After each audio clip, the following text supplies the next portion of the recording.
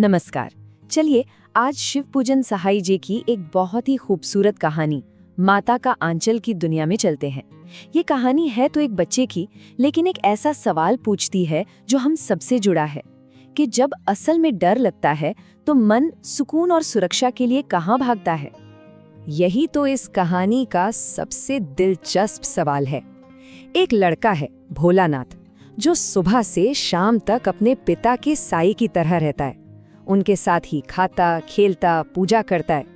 लेकिन जब जान पर बनाती है तो वो अपने पिता को छोड़कर सीधा माँ की गोद में क्यों भागता है? इसी सवाल में पूरी कहानी का सार छिपा है। तो आज हम इसी बात की गहराई में जाएंगे। हम ये समझने की कोशिश करेंगे कि माँ और पिता के प्यार और सुरक्षा देने के तरीके कितने अलग हो सकते हैं और क्यों एक मुश्किल घड़ी में एक तरह का प्यार दूसरे पर भारी पड़ जाता है। तो कहानी का जो हमारा हीरो है उसका असली नाम तो है तारकेश्वर नाथ, लेकिन उसके पिता उसे बहुत प्यार से भोलानाथ कहकर बुलाते थे। ये नाम सिर्फ उसके भोलेपन को ही नहीं दिखाता, बल्कि उस घर के प्यार भरे धार्मिक माहौल की तरफ भी एक इशारा करता है। भोलानाथ की दुनिया कैसी थी? सच पूछिए तो उसकी पूरी दुनिया उसके पिता ही थे। उनका रिश्ता सिर्फ बाप बेटे का नहीं था, बल्कि एक ऐसी गहरी दोस्ती का था जो उसके दिन के हर एक पल को एक दूसरे से जोड़ता था। जरा सोचिए, उनकी दिनचर्या कैसी थी? सुबह उठकर साथ में नहाना, पूजा करना, फिर कागज पर राम नाम लिखना और गंगा जाकर मछलियों को आटे की गोलियां खिलाना। पिता यहाँ सिर्फ पिता नहीं, बल्कि एक गाइड और दोस्त दोनों का फर्ज निभा रहे थे। और सबसे प्यारी बात, उनकी वो कुश्ती जिसमें पिताजी हमेशा जानबूझकर हार जाते थे ताकि उनके बेटे का दिल खुश हो जाए। मतलब साफ है, पिता सिर्फ एक पेरेंट नहीं थे, वो भोलानाथ की दुनिया की नींव थे। वो उसे अनुशासन भी सिखा रहे थे, संस्कार भी दे रहे थे और सबसे अच्छे दोस्त बनकर साथ भी निभा रहे थे। भोलानाथ की जिंदगी की डोर पूरी तरह से उनके पिता के साथ बंधी थी। तो ये तो हुई पिता की बात, लेकिन कहानी में माँ भी है और उनकी दुनिया बिल्कुल अलग है। अगर पिता का प्यार बाहरी दुनिया की भाग दौड़ और खेल कूद में था, तो माँ का प्यार अंदरूनी सुरक्षा, सुकून और देखभाल में था। माँ के काम एक तय रूटीन से ज्यादा बच्चे की बुनियादी जरूरतों से जुड़े थे, जैसे जिद करके तोते मैना के नाम के कौर खिलाना ताकि बच्चा थोड़ा और खा ले, बालों में कड़वा सरसों का तेल लगाना भले ही भोलानाथ को वो बिल्कुल पसंद ना हो। उनका प्यार जबरदस्ती वाला लग सकता है, लेकिन वो पूरी तरह से बच्चे के पोषण के लिए था। देखिए, यहीं पर पूरी कहानी की गुत्थी सुलझती है। एक तरफ पिता का प्यार था जो दुनियादारी सिखाता था, जिसमें अनुशासन था, दोस्ती थी, खेल था, और दूसरी तरफ माँ का प्यार था जिसमें सिर्फ ममता थी, देखभाल थी और एक ऐसी पनाह थी जहाँ कोई शर्त नहीं थी। वो एक अभयारण्य की तरह थी।